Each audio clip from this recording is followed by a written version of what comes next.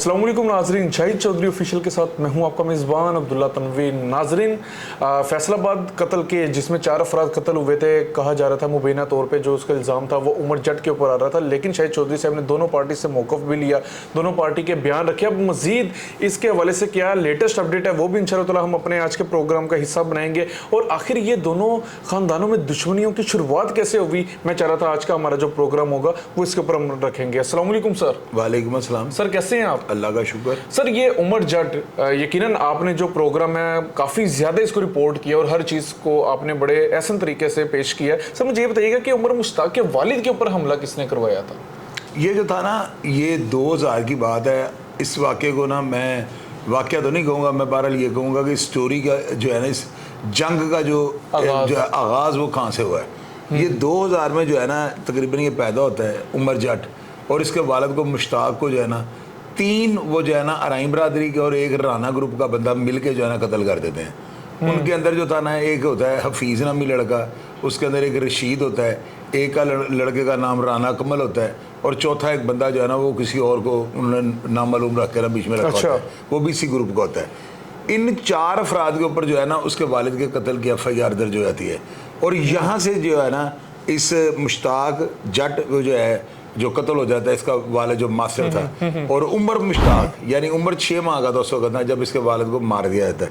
यहाँ से ये जो है ना दुश्मनी का आगाज़ होता है। अच्छा सर, जो 2003 में उमर जट के मुखालिफिन का एक बंदा कत्ल किया जाता है, उसके पीछे की क्या मुहरक़ात थी और वो FIR किसके ऊपर नामज़द की गई? पता है क्या, कुछ ज़राए जो है ना वो इस बात की जो है वो तस्दीक कर रहे हैं। वो कहते हैं कि जो 2003 में इनका जो है अराइन ग्रुप का जो बंदा कत्ल होता है ना, वो बंदा इनके अपनी फायरिंग से कत्ल होता है, लेकिन ये लोग जो है ना प्री प्लान यानी होके जो है ना उसके ऊपर जो है यानी कि उनके जो अपने होते हैं अजीज़ व कारब जो उनके होते हैं मुश्ताक जट के, उनके ऊपर वो जो है ना FIR दर्ज करवा देते हैं। बंदा इनसे अपने से मरा होता है, अपनी फायरिंग से मरा होता है, लेकिन इसकी FIR जो है ना मुखालिफिन के ऊपर दर्ज करवा देते हैं, ताकि वो जो है ना बराबरी की सतह के ऊपर जो है ना सुलह का कोई इम्कान बन सके।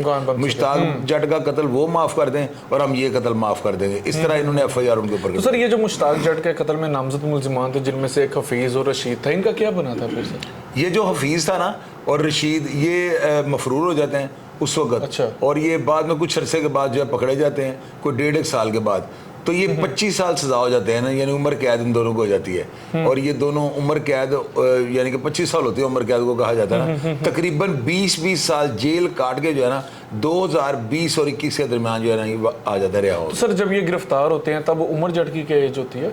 तकरीबन 1 साल का होता है, साल सवा साल का होता है। तकरीबन साल सवा साल का होता है, सही हो गया। अच्छा सर, ये जो हफीज़ और रशीद नामी ये जो मुल्ज़िमान थे, इन्होंने पूरी कैद काटी थी अपनी?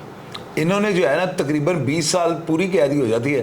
पूरी कैद काट के जब है ये रिहा होके वापस आते हैं ना, तो उस वक्त जो है ना उमर को लोग जो है ना ताने मार रहे होते हैं कि तुम्हारे बाप के कातिल जो हैं वो हफीज़ और रशीद वगैरह, तुमने उनका क्या उखाड़ लिया है। तो ये उन तन और मेनों की ज़द में था, और उस वक्त ये कश्मीर से ट्रेनिंग करके वापस आ चुका हुआ था जब वो रिहा होके वापस आता। अच्छा, उसके बाद वो ताने पड़ने लग गए, इसको ताने माने लोग मारते थे ना, तो उसी मेरा ख्याल है उसी पादाश में ये जो है वहाँ पे कश्मीर गया होगा कि मैं जाकर असले की चलाने की ट्रेनिंग ले आऊँ, तो मुखालिफिन से मैंने लड़ने, इसके ज़हन जो है ना पहले इनकी तरफ से जो है ना ख़राब हो चुका। अच्छा सर, ये जो नदीम सुनियारा था, नाज़रीन यकीनन आपने भी इस कैरेक्टर को देखा होगा। सर, ये नदीम सुनियारा, इसका नाम भी नहीं था उमर मुश्ताक के वालिद के कत्ल के ऊपर, तो फिर इसका कैसे इनके साथ दुश्मनी हुई, क्या लेन देन हुआ? पता है क्या हुआ है, लोग बताते हैं कि उस FIR में नदीम सनियारा या सनियारा ग्रुप के किसी बंदे का नाम नहीं था, लेकिन मारने में जो है ना नदीम सनियारे का हाथ था, बल्कि वो साथ था। और ये जो है ना ये चीज़ जब उम्र बड़ा हो जाता है तो लोग उसको ज़ाहिर बताना शुरू कर देते हैं। उसके जहन में ये बात आ चुकी हुई थी कि हमारी मेन मुखालफत जो है ना वो सनियारा ग्रुप के साथ है। अच्छा, ये नदीम जो है ना उस FIR में नामजद नहीं है, लेकिन उस मुकदमा कत्ल में ये मुलव्वस है। लोगों की जो है ना राय, अभी तक जो लोगों की तलात मेरे पास आ रही है वो तो यही बता रहे हैं कि मुलव्वस इसलिए हुआ। वो मुलव्वस नहीं था, वो था साथ। यार मुलव्वस का क्या मतलब होता है? तो सर, ये उमर मुश्ताक ने हफीज़ को क्यों कत्ल किया था फिर?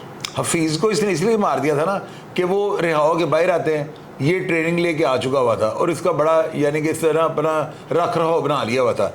उसी चक्कर में आगे जो है ना ये हफीज को इस सेंस में मार देता है कि तुमने मेरे बाप को कत्ल किया हुआ था, और ये यहाँ से ऐलान जंग शुरू हो जाता है। ये पहला कत्ल था जो उमर की पार्टी की तरफ से किया जाता है और उमर करता। तो सर इसके बाद उमर मुश्ताक क्या वो फरार हो जाता है? जाहिर है कि उमर जो है इसके बाद भाग जाता है, और कुछ लोग ये कहते हैं कि इसके बाद इसने अपने मुखालिफिन से जो है ना राब्ते करने शुरू कर दिए थे, उनके गालियां वगैरह उनको धमकियां शमकियां देनी शुरू कर दी थी। ये सिलसिला यहाँ से इस कत्ल के बाद शुरू हो गया था। अच्छा सर, एक ऑडियो बहुत ज़्यादा वायरल हुई है उमर मुश्ताक जट के हवाले से, कि जिसमें वो कह रहा है, राना बरादरी को कह रहा है, राना ग्रुप को, कि तुम मस्जिद में जाके ऐलान करवा दो कि हम ये जंग नहीं लड़ सकते तो मैं तुम्हें माफ़ कर दूंगा।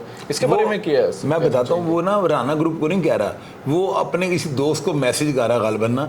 मैंने वो ऑडियो सुनी, बल्कि मेरा पूरे पाकिस्तान में पूरी दुनिया ने सुनी होगी वो।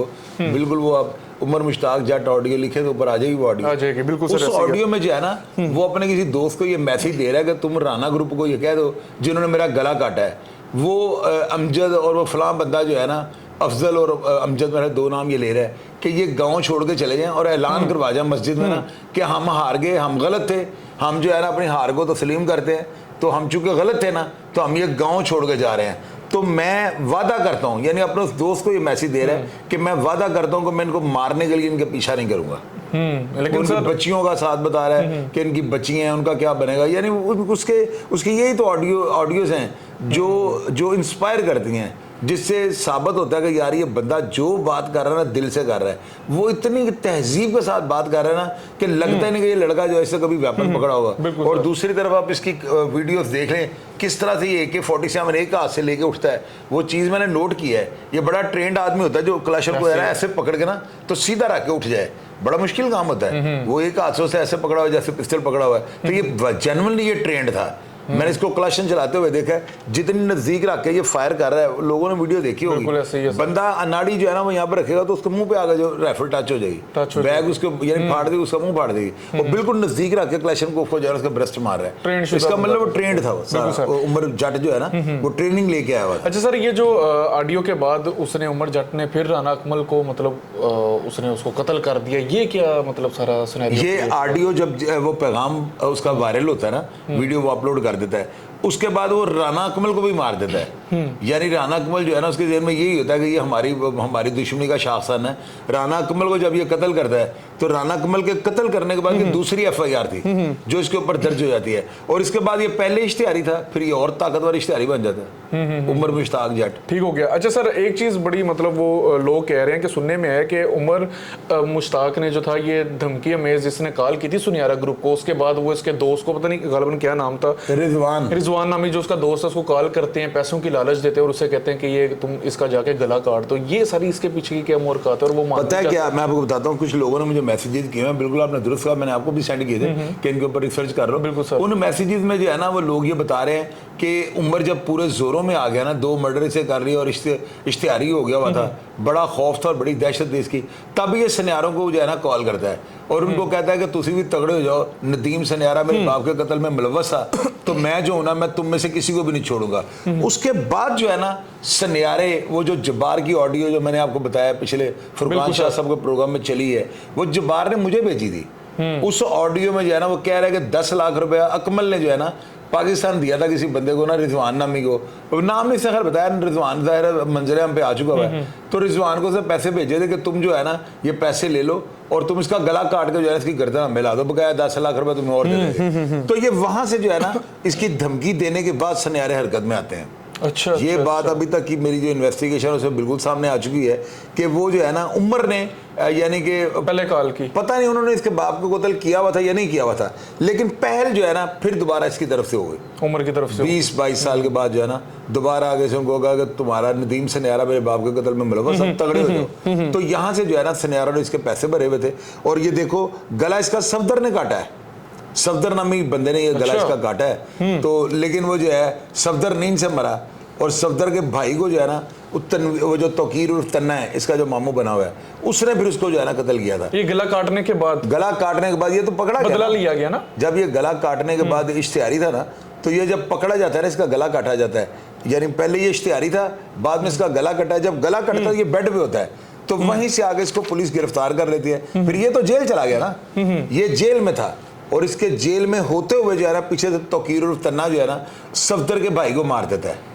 सफदर के भाई को कत्ल करता है, सफदर खुशकिस्मती से बच जाता है, और ये जो है ना यहाँ से तीसरा कत्ल इस पार्टी का हो जाता है। मतलब बदला लेने की गर्ज से सर किया जाता है, और उस वक्त उमर इश्तिहारी नहीं होता, वो जेल में होता है। उमर जेल के अंदर था। अब देखे ना, 3 वो और 4 ये, 7 इन्होंने कर दिए हैं, और उन्होंने तो सिर्फ एक मुश्ताक जट और इनका कोई रिश्तेदार मारा हुआ था। यहाँ पर जो है ना, मैं ये कहूँगा कि इनकी तरफ से 7 कत्ल हो चुके हैं, और अब ये 7 कत्ल एक साइड से हो जाना कोई मामूली बात नहीं है, गैर मामूली बात है। जबकि दूसरी पार्टी से जो है ना, उमर जट का जो वालिद, इसका एक चाचा और उनकी एक पैरवी करने वाला, और अभी तक कोई ऐसा बंदा नहीं जो मंजर आम पे आया हो। लेकिन सबसे बड़ी ये ज्यादती थी जो उमर मुश्ताक जट का इन्होंने गला काटा है, गला काटा है, बिल्कुल। असल आग जो है ना यहाँ से लगी है, बिल्कुल सर, ये चिंगारी यहाँ से लावा बन गई। अच्छा सर, यहाँ से मेरे नाज़रीन को बताइएगा कि आखिर उमर जट के मुखालिफिन का मकसद क्या था? वो क्यों उमर जट के पीछे और इसके मामू तोकीर उर्फ तन्ना के पीछे पड़े हुए थे, या फिर वो क्या सोचते थे अपने ज़हन में इनके बारे में?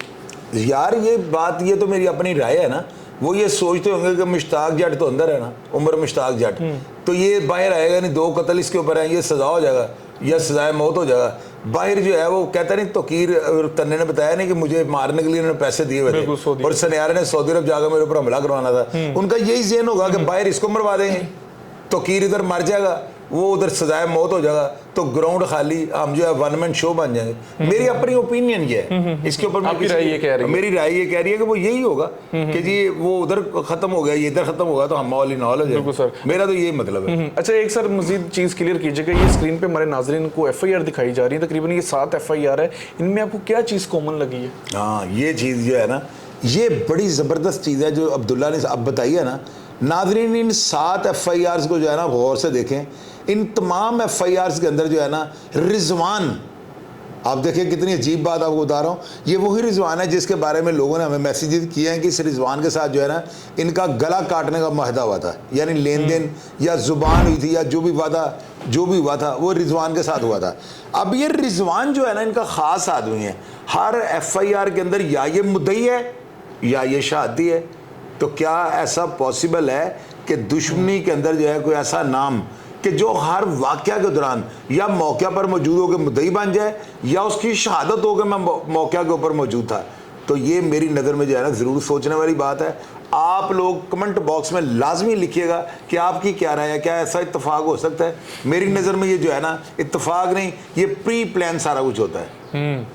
बिल्कुल सर, मैं खुद बड़ा हैरान हुआ हूँ जब आपने मुझे बताया कि अब्दुल्ला ये चीज़ें देखो कॉमन है सारी, तो ये मुश्किल होता है ना, मुश्किल होता है। एक बंदा हर FIR में या मुद्दइया या शादी है। अब अब्दुल्ला, मैं जो है नाज़रीन को ये बताना चाहता हूँ, इस वक्त जो हालात जा रहे हैं ना, ये हालात जो है ना बस समझने के बहुत ख़तरनाक जा रहे हैं। तोकीर उर्फ तन्ना जो है ना, उसने अहद किया हुआ है कि उसने इनमें से किसी को नहीं छोड़ना, और ये जो है ना, ये भी ज़ाहिर है अपनी तैयारी में होंगे। मैं अदारों को ये कहूँगा कि अदारों को चाहिए कि इस वक्त जो है ना, कोई अपनी जो है अपनी ताकत को दिखाएं और अपने जोरे बाजू के ऊपर जो है ना, इन दोनों घरानों में सुलह करवा दें, वरना कई बेगुनाह अफराद जो है ना जान की बाजी हार जाए। बिल्कुल सर, आप बिल्कुल ठीक उमर मुश्ताक जट जो है उसको हाई सिक्योरिटी जेल में बंद किया हुआ है, फैसलाबाद के अंदर, इसलिए बंद किया हुआ है कि कहीं ये अपने रवाबत के साथ जो है ना कोई और शहर के अंदर इश्तियाल अंगेजी या कोई ऐसी हरकत ना कर दे कि पूरे शहर की तवज्जो जो है ना फैसलाबाद सेंट्रल जेल की तरफ हो जाए। अब नाज़रीन, उमर मुश्ताक जो है, इसकी उम्र 23 साल हो चुकी है। यकीनन 2 कत्ल जो इसके ऊपर पड़े हुए हैं ना, अब हम मुखालिफिन ये सोच रहे होंगे कि उन केसों के अंदर इसको सजा करवा दें, लेकिन जो तोकीर उर्फ तन्ना है उसकी ये कोशिश होगी कि मैं किसी सूरत किसी एविडेंस को या मुद्दई को कोर्ट के अंदर पेश ना होने दूं। जिस बंदे ने 4 अफराद को कत्ल करने के बाद ये कह दिया कि अगर मुझे अब मार भी दिया जाए तो मुझे ज़िंदगी से कोई दुख नहीं है, तो वो बंदा तो मौत अपने हाथ पे उठा के फिर रहा है ना, वो किसी को पेश होने देगा कि नहीं होने देगा। अब देखना यह है कि इन 2 मुकदमात का जिनमें वो गिरफ्तार है उमर जट ना, यानी 2 कत्ल और एक 324, अब इन मुकदमात का क्या बनता है? और इन मुकदमात के बाद ये जो है तोकीर उर्फ तन्ना, क्या वो मुखालिफिन को वहाँ पे पेश होने देता है, या ये जो है उमर मुश्ताक जट इसके बदले में और कितने अफराद को जो है ना जान की बाजी हारना पड़ती है? ये सारे एक सवालिया निशान है। कमेंट बॉक्स में आप लोग जो है सारे प्रोग्राम को देखते हैं तो लाजमी अब्दुल्ला के सारे प्रोग्राम्स के नीचे ज़रूर बताया करें कि आपकी अपनी राय क्या है। बिल्कुल सर, सर चौंकान देने वाली बात आपने की है, और मेरा बस लास्ट आपसे क्वेश्चन होगा, हम प्रोग्राम को वाइंड अप करते हैं।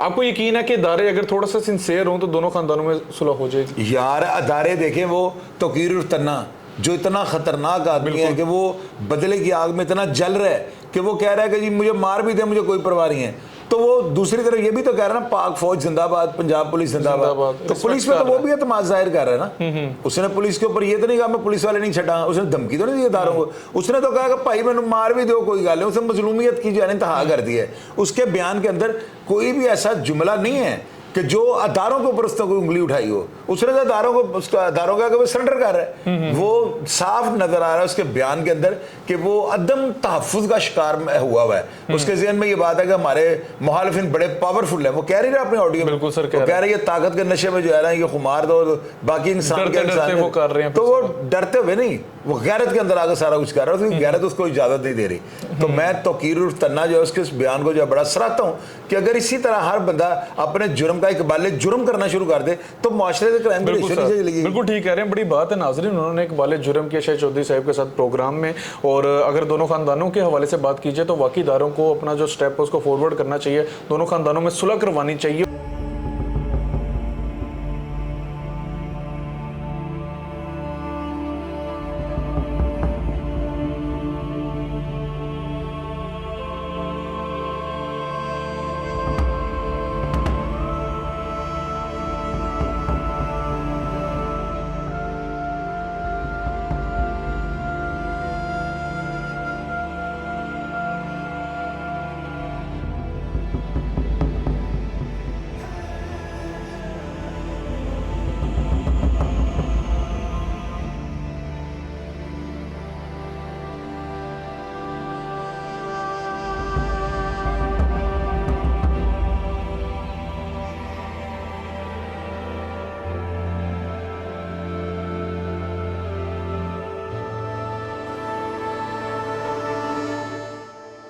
ये और आज का जो हमारा प्रोग्राम था, यकीनन आपने भी बड़ी चीज़ें जानी होंगी कि आखिर ये दुश्मनी की शुरुआत कैसे हुई, और भी बहुत से होशरुबा इंकशाफात थे जो कि मैंने शाहिद चौधरी साहब से पूछे, उन्होंने आपको बताए भी। तो ये हमारा आज का प्रोग्राम था। इंशाल्लाह ताला लेटेस्ट जो भी अपडेट होगी हम लाजमी बताएंगे, और दोनों खानदानों की सुलह के हवाले से हम दुआ गो हैं। हम नहीं चाहते कि किसी भी आम इंसान, आम आदमी की इस दुश्मनी के हवाले से जान चली जाए। ज़री सी बात है, हर जान कीमती होती है। इसी के साथ अपने मेज़बान अब्दुल्ला तनवीर को इजाज़त दीजिए। अल्लाह निगहबान।